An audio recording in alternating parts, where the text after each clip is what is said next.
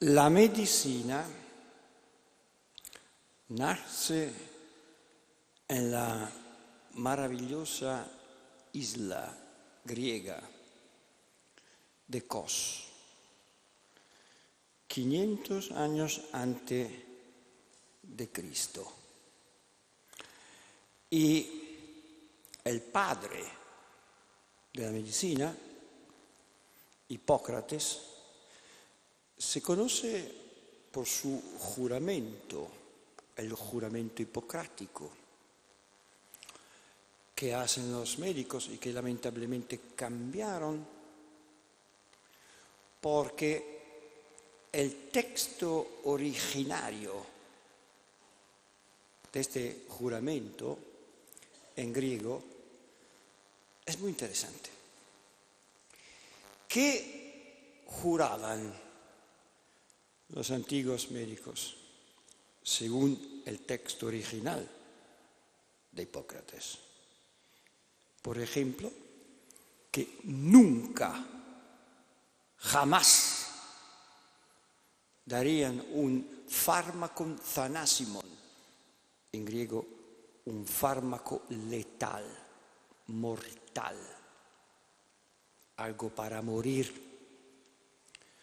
Udení eitetheis, ni siquiera lo pidieran, no eutanasia. Y que juraban, Ude gyneki, a ninguna mujer, pesom phthorion, un abortivo doso daré. No eutanasia y no aborto. 500 años antes de Cristo. Y como un pagano sin la luz de la fe puede llegar a esta conclusión, que no se puede dar la muerte ni a través de la eutanasia o el aborto. Sí,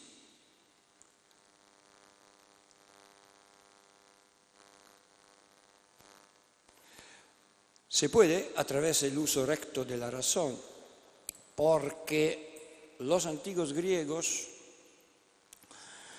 tenían un principio aristotélico de no contradicción. Es decir, si una persona decide por vocación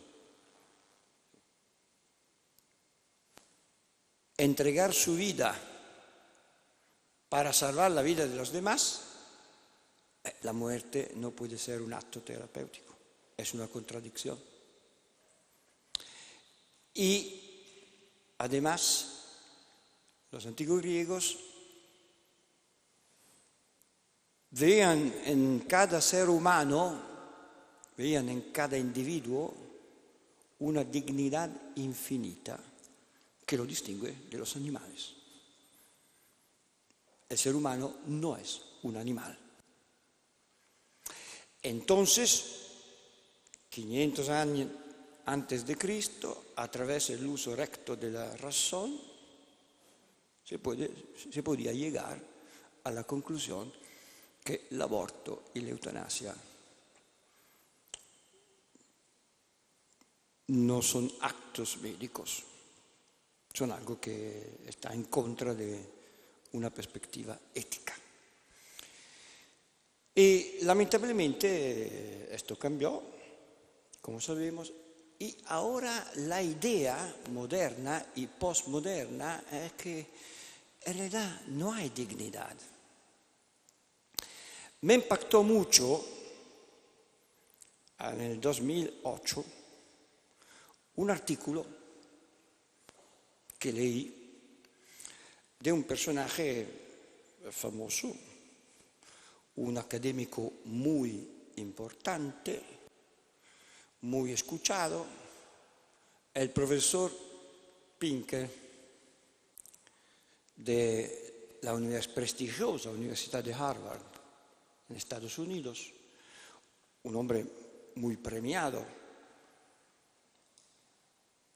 tuvo el premio dell'American Psychological Association, el premio del Royal Institution, el premio del National Academy of Science, el premio de la American Humanist Association.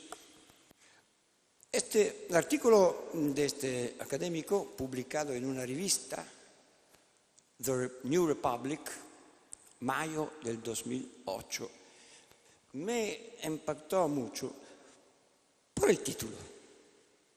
El título me llamó la atención. La estupidez del concepto de dignidad.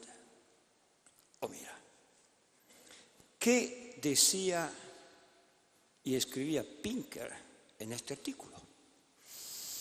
Algunas cosas, por ejemplo, la dignidad es una noción gelatinosa, subjetiva, difícilmente a la altura de las poderosas exigencias morales que se le asignan.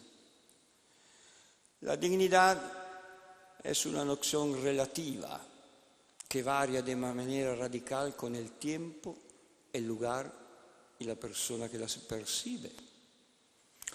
La dignidad es una noción fungible, ya que se puede renunciar a ella para obtener otros bienes en la vida, como cuando uno se somete a un examen pélvico o rectal. La dignidad es una noción dañina, porque puede crear una bioética retrógrada y obstaculizar el progreso de la ciencia. Y sobre todo, escuchen el último.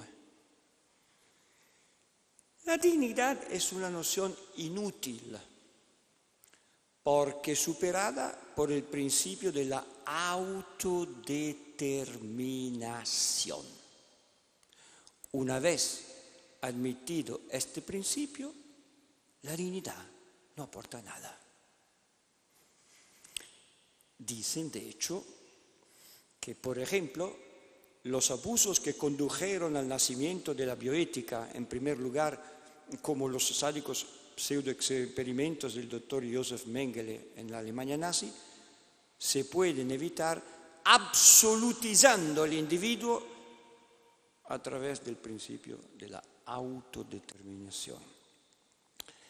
Se absolutiza el individuo, que no funciona de esta manera. Benedicto XVI contestó esta postura y dijo, no hay libertad contra el otro. Si yo me absolutizo, me convierto en enemigo del otro. Ya no podemos convivir y toda la vida se transforma en crueldad, en fracaso. Solo una libertad compartida es una libertad humana. Solo estando juntos podemos entrar en la sinfonía de la libertad. El principio es lo de la autodeterminación. El hombre se autodetermina. Pero nosotros no vivimos como islas de un archipiélago. No es indiferente que yo viva, no viva, que yo esté aquí, que el padre Matías aquí, Alessandro es aquí. Y esto lo entendió de una manera muy clara otro genio de la humanidad, Aristóteles, cuando dijo en la famosa frase «O anthropos physei politikon zon», el hombre es por naturaleza un ser social. La dimensión comunitaria, estar junto, ¿no? Forma parte, ontológicamente forma parte del ser humano, no es algo cultural. No somos lobos solitarios. ¿Y qué decía Aristóteles? ¿Quién no entiende esto? Es decir, que el hombre, por su misma naturaleza, es un hombre que vive en una dimensión social, comunitaria. Quien no entiende esto, o se convierte en un ferión, en un animal salvaje, vive como una bestia, o peor aún, se siente un dios, Theos. Y esto es un problema. Cada vez que el hombre se siente Dios, es un problema en la historia. Un ejemplo claro. El joven Karl Marx se graduó en la universidad, en la prestigiosa Universidad de Jena, en filosofía, en una tesis de doctorado sobre la diferencia de la filosofía de la naturaleza en Demócrito y Epicuro. Y es interesante porque en su tesis doctoral empieza con una cita. ¿Cuál es?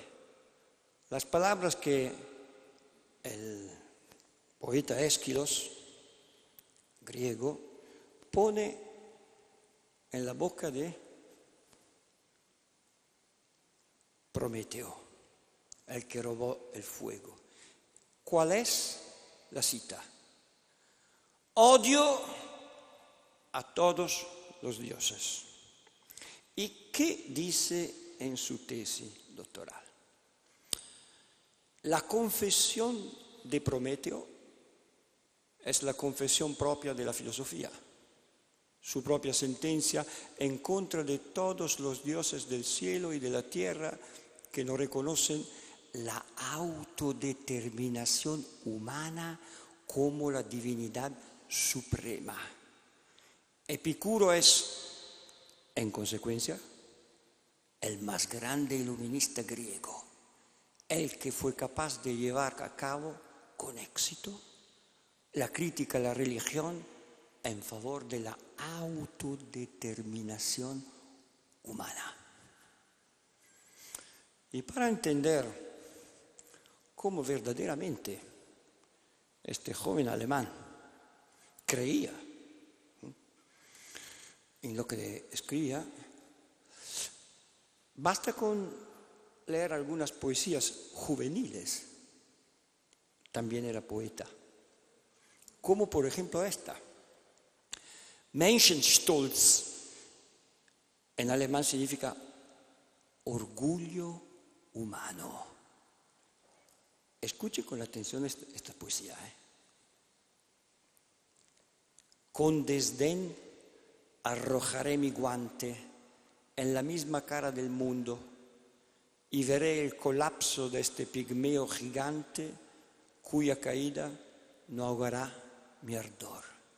Entonces vagaré como un dios victorioso entre las ruinas del mundo y dando a mis palabras fuerza activa, me sentiré igual al Creador. ¿Qué le suena? ¿Qué le ricorda? Y cuando el destino dio a este joven alemán la posibilidad de dar fuerza a sus palabras, ¿qué hizo? Inventó aquel fenómeno que se llama comunismo, que fue hambre, privación de la libertad, miseria y al final muerte. Esto no es un campo de concentración nazi, es un gulag de Stalin en Siberia. Siempre acaba de esta manera cuando el hombre se siente Dios. Ahora el poder ha entendido que para dominar, manipular y controlar a los individuos no se necesita la violencia. No. También porque si tú utilizas la violencia, la fuerza brutal, tarde o temprano la gente reacciona y el sistema fracasa. Como en la Unión Soviética. Pueden pasar también 70 años, pero tarde o temprano no funciona. Y entonces hay un personaje interesante que escribió un libro, una novela de ciencia ficción, que ya hemos visto en otras conferencias, Aldous Huxley, Un mundo feliz. Escuchen con atención lo que Huxley dijo en su última conferencia que dio en la Universidad de Berkeley, California, en el 1962.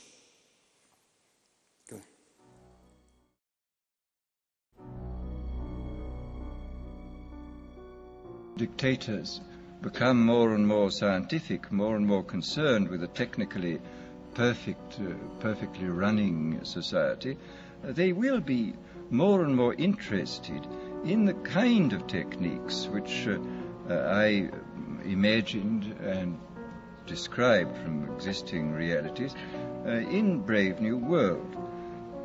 So that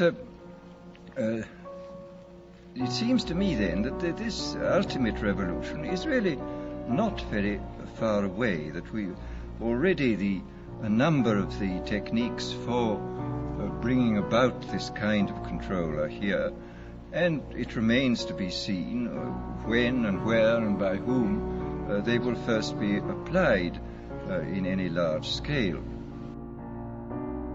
No sirve la violencia, los campos de concentración, para dominar, manipular y controlar a los individuos. Basta la técnica y la ciencia. Otra vez, Benedicto XVI dijo de una manera clara a este respecto: apostar todo por la técnica o creer que es el agente exclusivo del progreso o de la felicidad conlleva reducir al hombre al nivel de las cosas.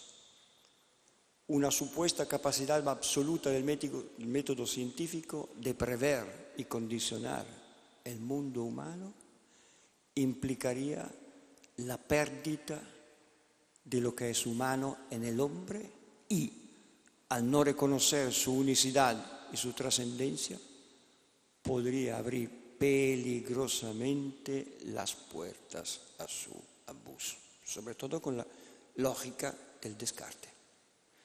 Si el hombre es una cosa, como un producto, cuando no funciona, se tira en la basura. Por ejemplo, esto pasa en la que es la bandera ideológica de los partidarios del suicidio asistido y de la eutanasia. El síndrome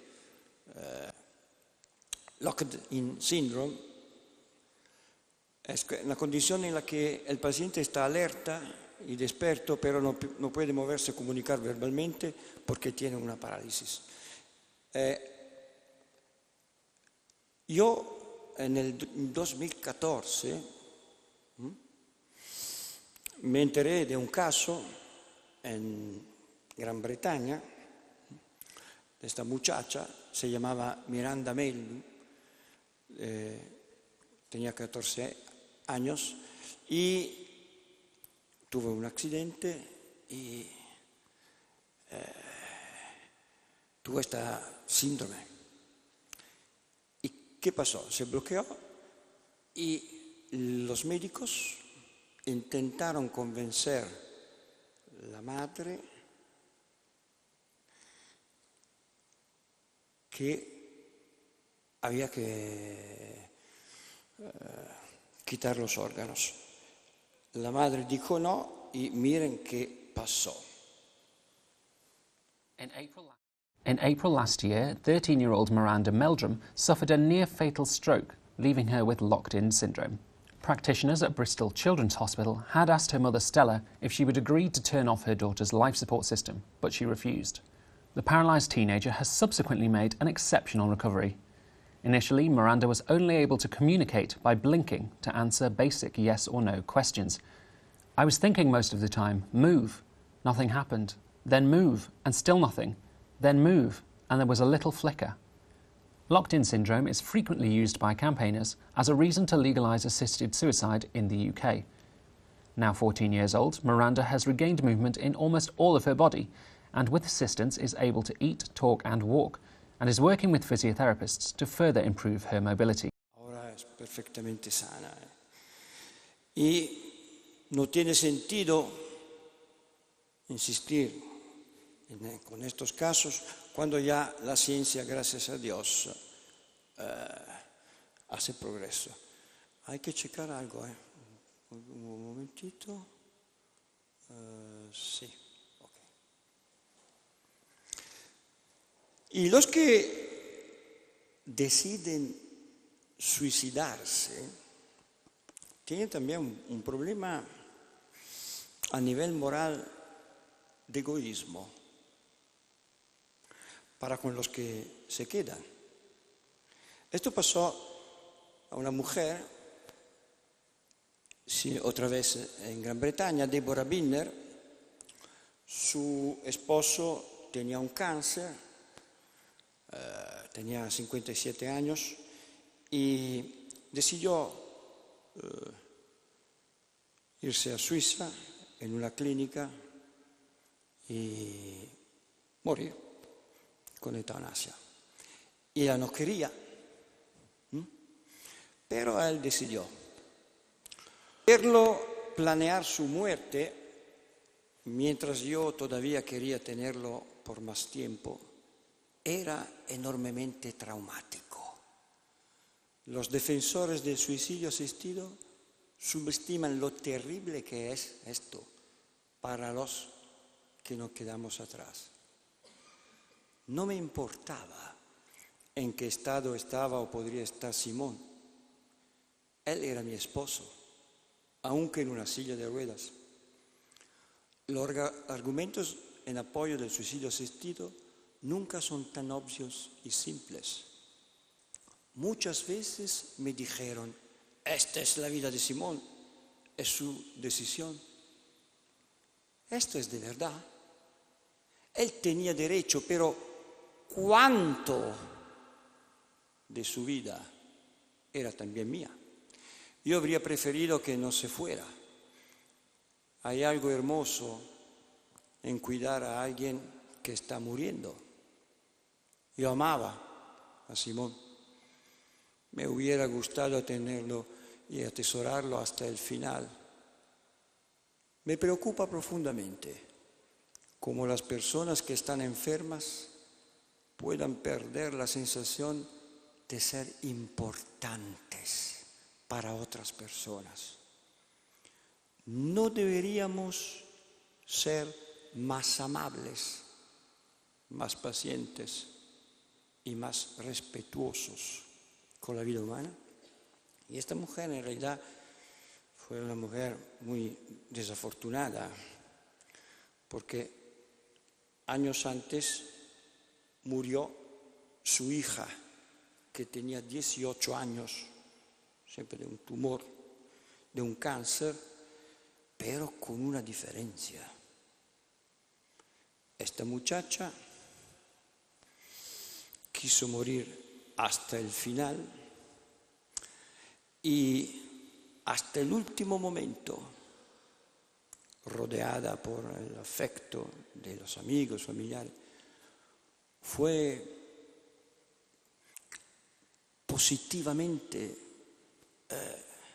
ya tenía una perspectiva de fe, incluso consolaba a los que iban a visitarla, dio un testimonio impresionante. impresionante de su muerte. Y escuchen cómo la madre describe los últimos momentos de vida de esta chica. Y al final su muerte fue suave, gentil, acompañada y en casa. Cuando ella se estaba muriendo, me sentaba con ella, la abrazaba con mis brazos, la acariciaba su pequeña cabeza. En aquel momento, Chloe me dijo que estaba feliz, increíblemente, para ese momento. Yo también estaba feliz. Me tocó el amor en su nivel más profundo. Se habla de muerte dignitosa, pero ¿cuál fue más dignitosa? La muerte de este hombre solo en una clínica suiza aséptica, o la muerte de esta chica rodeada del afecto de sus amigos, de sus familiares, que dio un testimonio de cómo dignitosamente tiene que morir un ser humano. Pero el tema más peligroso, el aspecto que hay que explicar muy bien, porque es un salto cultural. Atentos. Si pasa la idea, se acepta la idea de que la muerte puede ser un acto terapéutico, este es un problema. Porque será el médico que en ciencia y conciencia podrá decidir si practicar o no este acto médico, aunque el paciente no pueda decidir. Se da al Estado la posibilidad de matar a través de del sistema del hospital. Y aquí hay un problema, como justamente dijo esta diputada española y abogada, se llama Lourdes Méndez. Este es un debate sobre el valor de la vida, no sobre el derecho a la muerte. Y la vida tiene un valor en sí misma. Su vida, la mía, la del enfermo, la del anciano, la del niño, la de la mujer, la del joven. La vida tiene un valor en sí misma. Es un valor objetivo. Y ese valor no se lo otorga la sociedad. Ese valor no se lo otorgan ustedes, ni tan siquiera se lo otorga a uno mismo. Es un valor objetivo que informa nuestro ordenamiento jurídico. Es un valor que sustenta el sistema democrático. Considerarlo de otra manera, señorías, tendría unas consecuencias irreparables ya experimentadas en otras épocas. Porque esta ley lo que trata es de poner toda la maquinaria del Estado al servicio de la muerte. Hay gente que está en contra de la pena de muerte, pero en favor de la eutanasia. ¿Y por qué es peligroso? Porque si se considera este tema así delicado, como si fuéramos en una empresa, hay un problema. Porque con esta pequeña inyección costa 14 euros. Tú puedes eliminar un problema, un coste. Hay gente que sí, costa. Y si pasa esta idea, esta posición cultural, es un problema. Y no es una exageración, alarmismo, no. Basta simplemente con ver lo que está pasando en países que ya aprobaron la ley sobre la eutanasia desde más de 10 años. ¿A qué me refiero? Por ejemplo, Bélgica, Holanda. ¿Sabes cuánta gente, cuántas personas, cuántos individuos, por ejemplo, en Bélgica, se suprimen a través de la eutanasia cada día? Un número. No, cada día. 8 personas. 8 ayer, hoy, mañana, lunes, martes, miércoles, domingo también. Y es interesante porque, cuidado, empezaron en el 2003 con 235 casos piadosos. Sí. Ahora, aquí estamos en el 2018, ahora son más que 3.000. Y lo interesante es la tendencia. Sube. ¿Por qué? En Holanda, ¿saben en Holanda cuántos individuos? Un poquito más. 20. Ya están a 7.000 cada año. Y estamos en el 2017, ahora es más. Estos son los últimos datos oficiales. 20 personas hoy, 20 ayer, 20 mañana, 20. ¿Por qué? Claramente porque de estas 20 personas, hoy el 90% no puede decidir. Son personas que no tienen la capacidad, porque están en la condición que no pueden hablar. Entonces el médico, ya que la muerte es un acto terapéutico, decide en el mejor interés del paciente matarlo.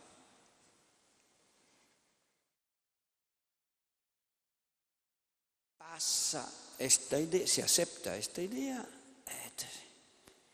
hay otro problema. ¿Quién pone un límite?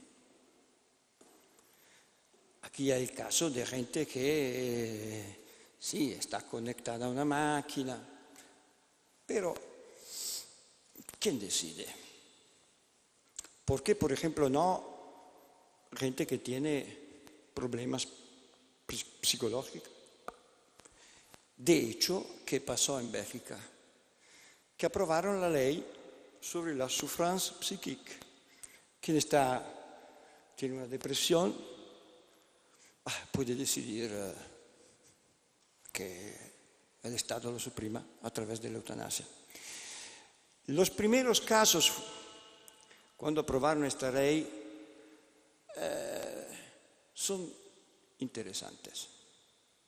Fue una mujer, esa que se llama Nancy Berghest, y era una mujer que se sentía hombre,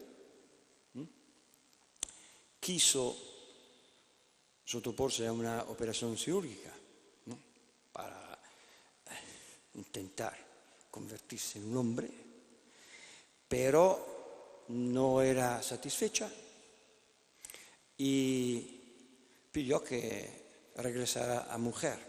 Le dijeron que lamentablemente el proceso era irreversible, no se podía hacer.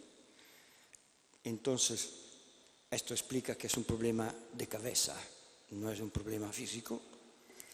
Cayó en una profunda depresión, pidió la eutanasia, el Estado generosamente la suprimió.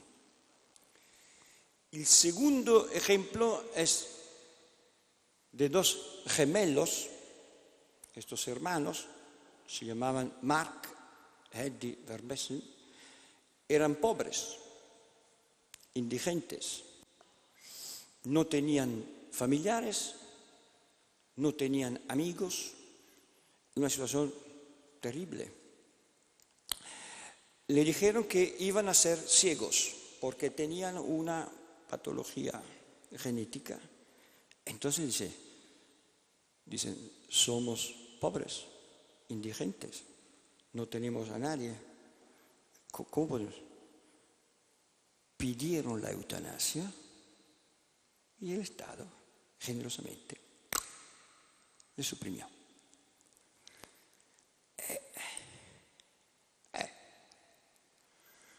¿Qué sociedad es? ¿Qué civilización es la que frente a un grito de dolor, de necesidad, lo único que te sabe decir, ponte una inyección de pentobarbital y vete? ¿Qué sociedad es?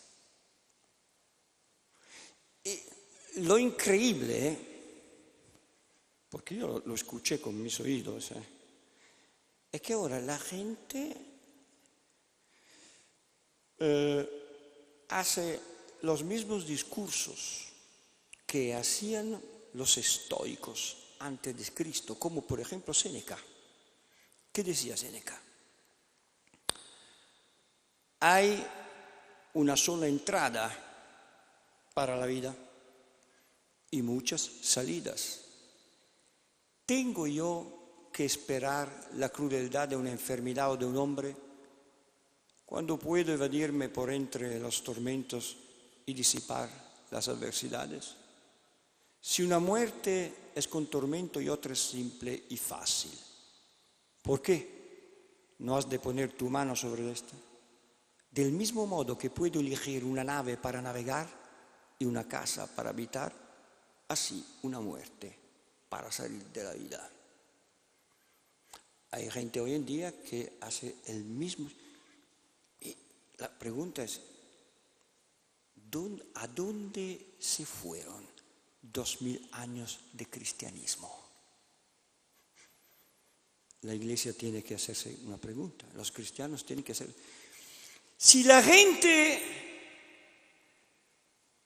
vuelve a pensar como pensaban los paganos, los estoicos antes de Cristo, ¿el cristianismo dónde está? ¿Qué pasó? Algo pasó. Y sobre todo, atentos. En Holanda hubo el caso de una muchacha, caso muy famoso. Se llamaba Noa Potofen. Esta muchacha, lamentablemente, fue violada, una violación sexual, cuando tenía pocos años. Y esta tragedia la afectó hasta el punto que decidió morir. Y miren cómo escribió también un libro, cómo comunicó esta decisión en las redes sociales. Atentos, Tras años de pelea, mi lucha ha terminado. Por fin voy a ser liberada de mi sufrimiento porque es insoportable. No me intentéis convencer de que esto no es bueno. Es una decisión bien considerada y definitiva. En realidad, ya hace tiempo que no vivo, sobrevivo, e incluso eso casi no lo hago. Respiro, sí, pero ya no vivo. ¿Y sabe cuál fue la respuesta de la sociedad, del Estado, a este grito de dolor? Una comisión de médicos en casa de la muchacha para acompañarla dulcemente hacia la muerte. Esta noticia se difundió en todo el mundo, en algunos países reaccionaron. Lo interesante fue la sociedad holandesa que defendió la posición del Estado. Ya cambia la mentalidad de la gente. Con algunas excepciones. Algunos movimientos católicos, no toda la Iglesia lamentablemente, pero un movimiento fue como un movimiento de Comunión y Liberación de Holanda, que emitió un comunicado estampa de prensa, atentos, que dijeron: el domingo 2 de junio, por propia voluntad, Noah Potofen, de 17 años, murió. Sufrió abuso sexual cuando era muy joven y desde entonces su vida se volvió cada vez más insoportable.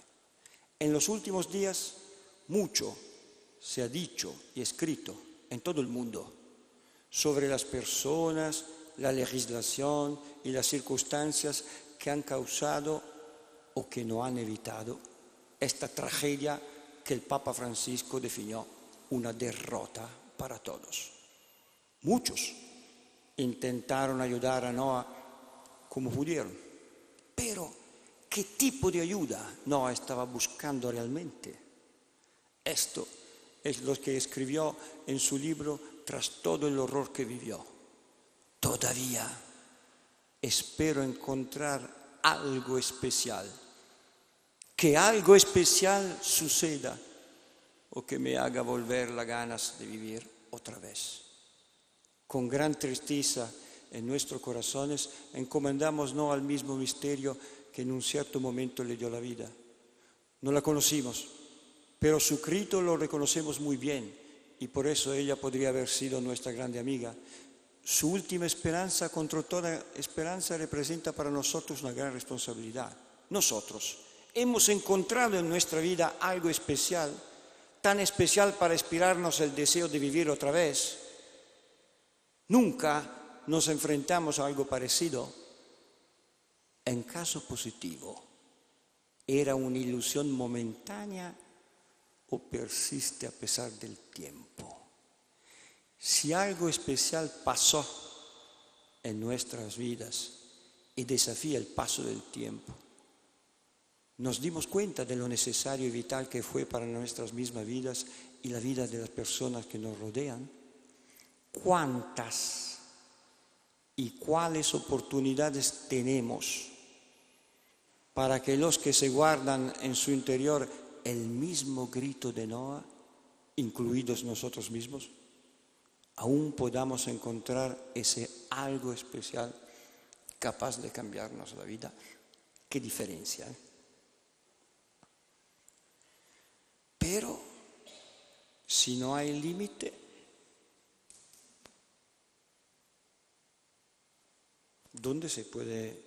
¿hasta dónde se puede llegar? Hasta lo que vamos a ver. Ahora, en Holanda se está discutiendo de la eutanasia, se llama voltooid leven, por vida cumplida. Es decir, uno llega a 60, 70 años, es cansado de la vida, perfectamente sano, quiere, no sé, un peso, no sé. Parece una broma, pero el ministro de la Justicia, Art van der Steuer, y la ministra de la Salud, Edith Schipper, presentaron una propuesta de ley y el Parlamento está discutiendo esta propuesta. Lo interesante es que en la propuesta de ley también se prevé esto. el gobierno propone la creación de una formación especializada para profesionales del suicidio asistido.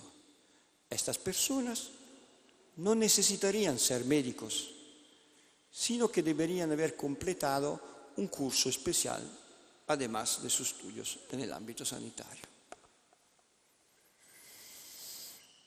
Ahora, se puede llegar a la conclusión que todo esto es un disparate sin una perspectiva de fe. Sí, se puede. De hecho, el mejor libro que yo he leído en defensa del contra la eutanasia es un libro de un académico inglés, se llama Kevin Dewey, ateo, completamente ateo.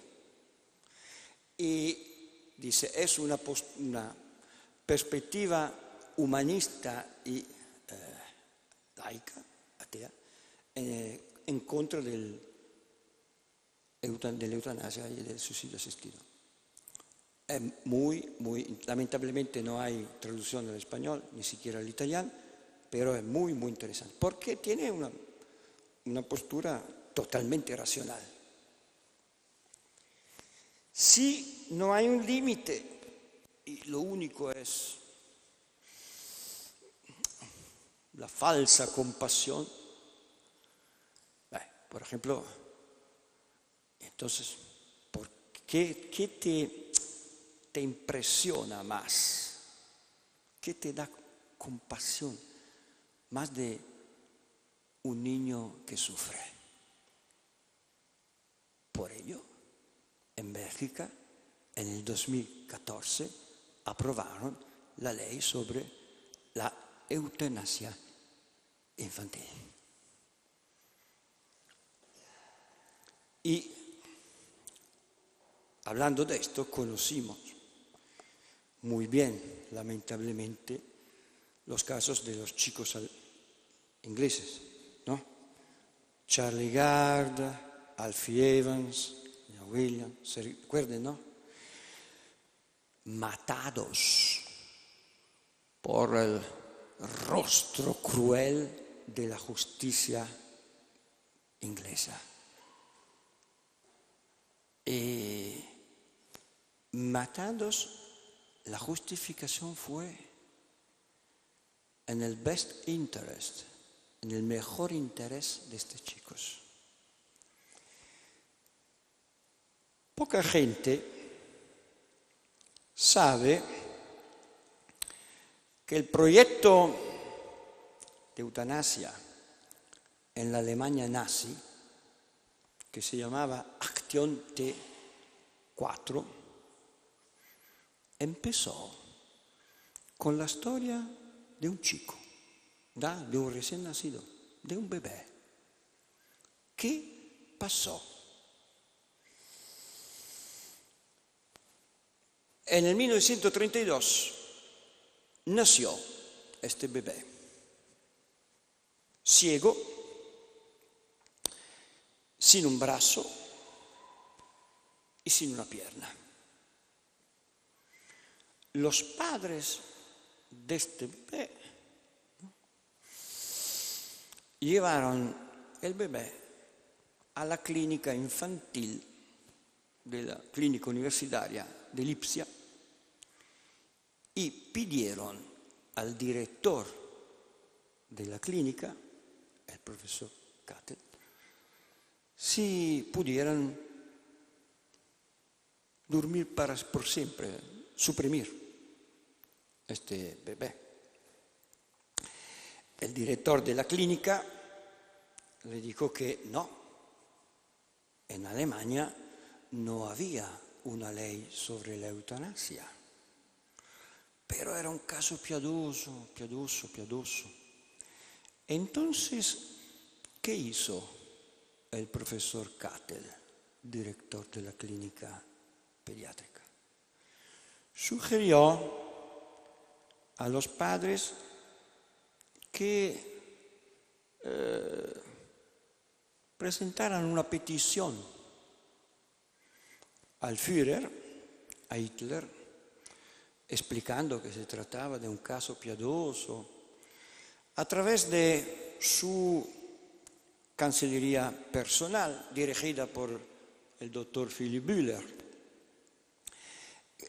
Los padres hicieron esta petición al Führer, pero, fíjate, Hitler se quedó perplejo. Primero, porque no había ley sobre eutanasia todavía en Alemania. Segundo, porque se trataba de un bebé, de un recién nacido. No era un adulto que podía decidir, no tenía una capacidad de decisión. Pero el caso parecía tan piadoso. ¿Qué hizo Hitler?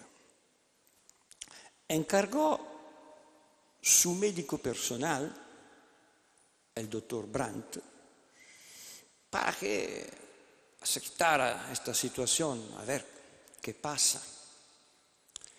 El médico de Hitler, el doctor Brandt, acudió a la clínica, habló con el oftalmólogo, el doctor Unger, con el pediatra, el doctor Wenzler, con el psiquiatra, el doctor Heinz, y con el profesor. No es estos son los profesores. Era un recién nacido.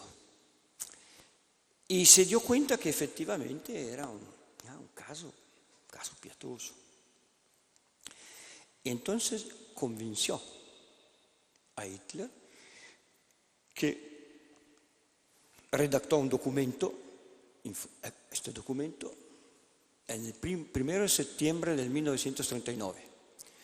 Dice, el dirigente de Reich Bühler y el doctor en medicina Brandt, su médico, están encargados bajo su responsabilidad de extender la autoridad a los médicos nombrados para que, según propio juicio, se pueda conceder una muerte piadosa a los enfermos manifestamente incurables, habiendo evaluado estrictamente su estado de salud.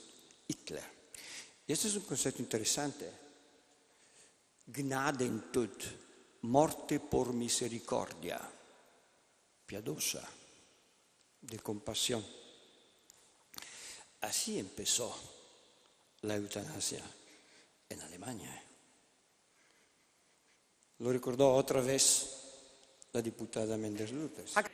Acabamos de escuchar una apología de la muerte, apelando a la compasión y a los sentimientos, de una manera absolutamente vehemente.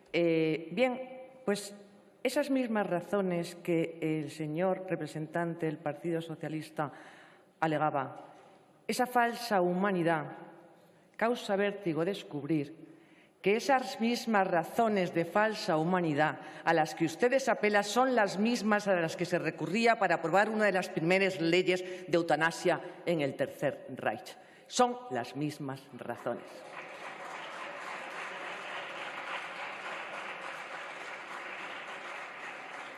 Y si les parece exagerado, pueden estudiar la historia y luego lo comentamos, porque esa historia ustedes no la pueden reescribir, esa historia no la pueden reescribir. Bien. Y llamaron a este bebé, pequeño Knauer, para tutelar su privacidad. Y en el proceso de Norimberga, el doctor Brandt, cuando lo interrogaron, habló de este caso y dijo lo siguiente. Este es el doctor Brandt. En el juicio de Nuremberg, el doctor Karl Brandt, durante la declaración de preguntas, también habló del caso del pequeño Knauer. Y entre los varios detalles del asunto, precisó que Hitler, en persona, se recomendó encarecidamente de actuar suave y delicadamente con los padres de Gerhard. garantizando que no se sintieran responsables por la muerte de su pequeño hijo, dejándole claro que todo lo que se había hecho redundaba en el superior interés del bebé, el best interest, el mismo criterio de los jueces ingleses con los chicos, Alfie Evans, Ivan Ward, etc. Y lo interesante es que cómo esto puede cambiar la mentalidad. La gente pensaba de esta manera. Después de la guerra, la BBC, la TV inglesa, entrevistó el padre de este bebé en los años 70, ¿no? Y escuchen qué dijo este hombre, que describía el encuentro con el doctor Brandt, ¿no?, en la habitación donde se encontraron. Este era el doctor. Estaba justo aquí, parado en la ventana. Era un hombre grande, imponente. Parecía llenar toda la habitación. Me explicó que el Führer lo envió personalmente y que estaba muy interesado al caso de mi hijo. El Führer quería profundizar el problema de las personas sin ningún futuro, cuya vida no tenía valor.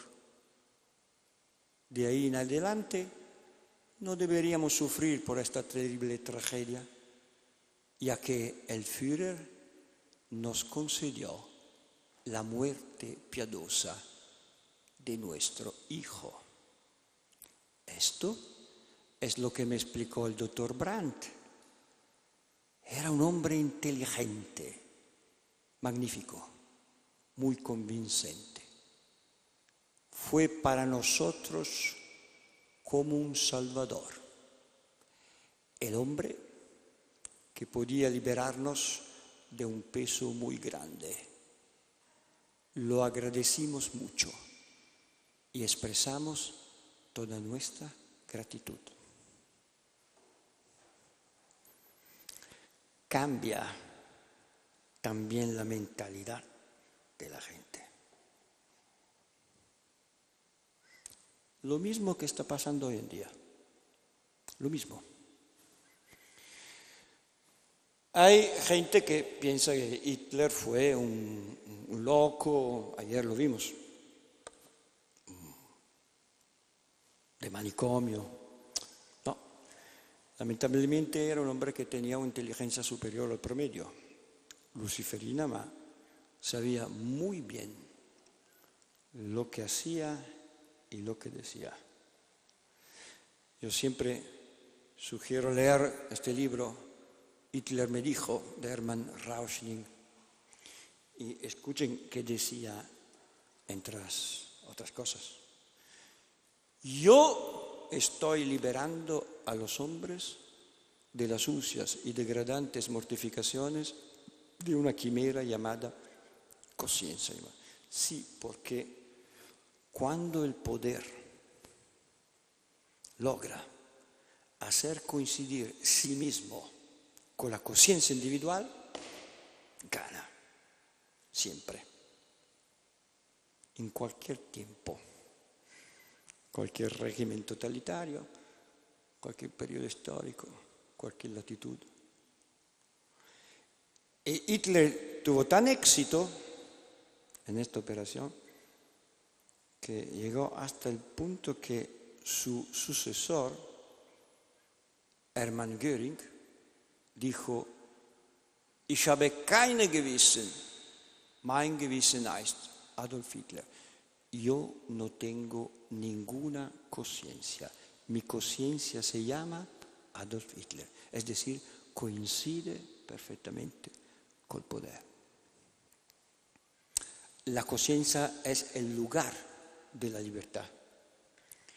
Como decía mi maestro, yo tuve la suerte, el privilegio, la gracia, no solo de conocerlo personalmente, sino que fue mi maestro de vida, mi director espiritual y también mi profesor.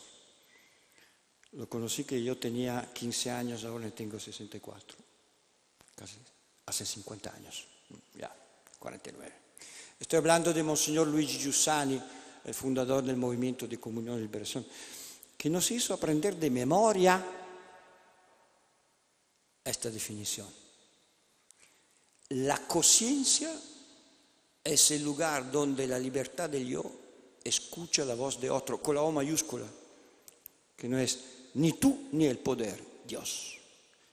El lugar donde brota la objetividad de una orden dada desde fuera de uno mismo a la que obedecer. Antígona.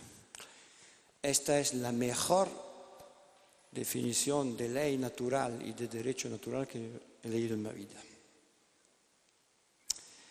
Pero, atentos, hay que aprenderla de memoria, sí, saquen foto.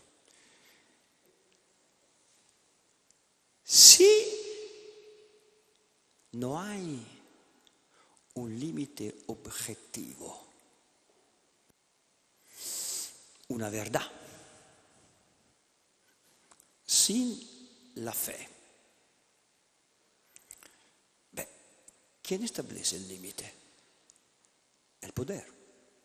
Y puede cambiarlo como quiera, a según de su interés. Hoy, y sobre todo, ¿quién decide que un niño ciego, sin una pierna, sin un brazo, no tiene dignidad, no tiene el derecho de vivir? Y quizá, ¿quién pudiera ser? Que puede ser este niño, quizá un genio. ¿Y por qué hago esta pregunta? No, la pregunta no es casualidad. Porque, atentos, en otra Alemania, diferente de la que acabamos de ver, otro bebé, estamos en el 1018, nació un bebé tetrapléjico, totalmente paralizado y espástico. Estamos hablando de que el mundo conocerá como hermanos contractus. Contractus en latín, contrahecho. Hermán el contrahecho, porque era espástico. Los padres de este pequeño monstruo, ¿qué hicieron? Lo dieron a los que en aquella época representaban el welfare, el sistema sanitario. Los monjes benedictinos de Reichenau, el monasterio en la isla del lago de Constancia, entre Suiza y Alemania. ¿Sabe que los monjes benedictinos inventaron los hospitales, las enfermerías, ¿no? Y los monjes que hicieron, a pesar del hecho que los médicos declararon también que este niño tenía problema mental, además del problema que era tetrapléjico, pero era minusválido mentalmente. Pero los monjes lo hicieron estudiar con otros niños y en un determinado momento los monjes se dieron cuenta que este niño tenía una inteligencia superior al promedio.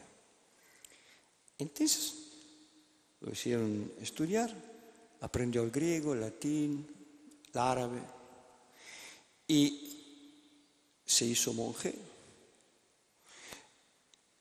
Escribió un montón de libros, una historia desde Jesucristo hasta su tiempo, un tratado espiritual para los sacerdotes, incluso un tratado de música. Pero se reveló un verdadero genio en la astronomía, un genio. Y sobre todo por lo que se refiere al astrolabio, los dos tratados manuales de astrolabio que se utilizan, se siguen utilizando, escribió este monje. Y su fama se difundió en todo el mundo y hasta el punto que se conoció como un milagro, un genio del mundo, y incluso el emperador Enrique III y el Papa León IX quisieron visitar acudieron al monasterio para ver este espectáculo, este genio increíble, ¿no? Sí, un genio que pero tenía un problema.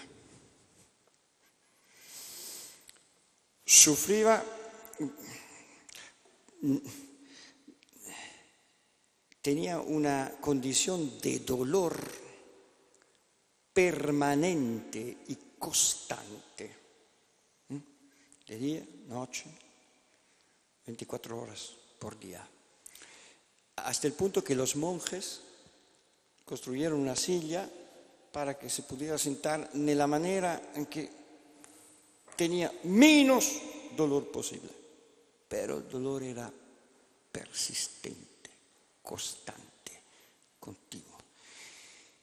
Y aquí en aquella época no había morfina ni antidolorífico, lloraba de dolor, casi continuamente. Y a pesar de todo esto, era un hombre feliz, consagrado, de compañía, consolaba a los demás, ayudaba, daba incluso dirección espiritual a jóvenes, ¿no? Y orando. Y este genio es autor de uno de los himnos más hermosos de toda la historia de la música sacra cristiana. Él es el autor, música y letra de la Salve Regina, y cuando en este himno se escucha suspiramos gementes et flentes in ac valle di lágrima, suspiramos llorando y gemendo, se refería a su condición personal. Lloraba por el dolor. Y parece una broma de Dios.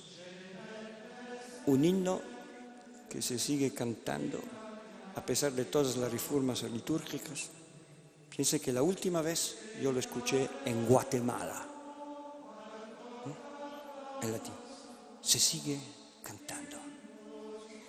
Es el himno de un tetrapléjico, de un minusválido, de un discapacitado, de uno que hoy no nacería, lo abortaría. Y interesante, de cuántos genios como él se privó la humanidad, nunca lo sabremos. De cuántas obras como la Salve Regina se privó la humanidad, No lo sabemos. Piensan en esto. Cada vez que canten o escuchen la Salve Regina. Ojalá pudiéramos cantarla también aquí en este monasterio benedictino.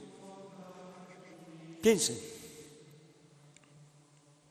¿Y cómo es posible que uno en aquella condición pudiera, incluso humilde, un genio increíblemente humilde? Piensen que, por ejemplo, aquí, en el prólogo de este tratado del astrolabio, que es una obra maestra, escribe: yo, hermano, el más desgraciado de los desgraciados, de los pobres de Cristo, más lento de un burro, pues aún de un caracol, solo por la insistencia de algunos amigos que me quieren y piensan que yo soy inteligente, escribí este librecito insignificante, un tratado que se sigue utilizando. Un genio. ¿Cómo es posible en aquella situación de sufrimiento atroz? Lo explica bien Giussani. ¿Cómo puede existir una existencia en el dolor llegar a ser tan rica y tan amable? La energía para adherirse a la realidad última de las cosas permite utilizar también aquello que nadie alrededor consideraría utilizable, es decir, el mal, el dolor, el esfuerzo para poder vivir, la minusvalía física o moral, el aburrimiento e incluso la resistencia ante Dios. Todo puede transformarse y mostrar admirablemente los efectos de su transformación si se vive en relación con la verdadera realidad, si se ofrece a Dios, dice la tradición cristiana. ¿Y por qué? Los padres de Hermann no pidieron a los monjes suprimir su hijo,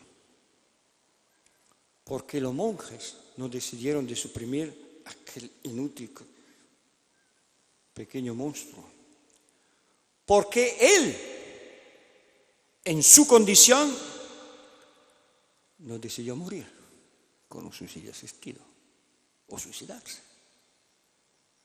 Lo explica ben otra vez Giussani. Perché che cosa sia Dio, per lui era immensamente più pertinente ed esistenzialmente vissuto che per noi. Un senso di Dio così preciso, potente, incidente, dominante ed esaltante l'energia dell'essere, è solo Cristo che l'ha portato. Una sociedad que olvida esto no es una sociedad más moderna y de progreso, es simplemente una sociedad más cínica y desesperada. Gracias.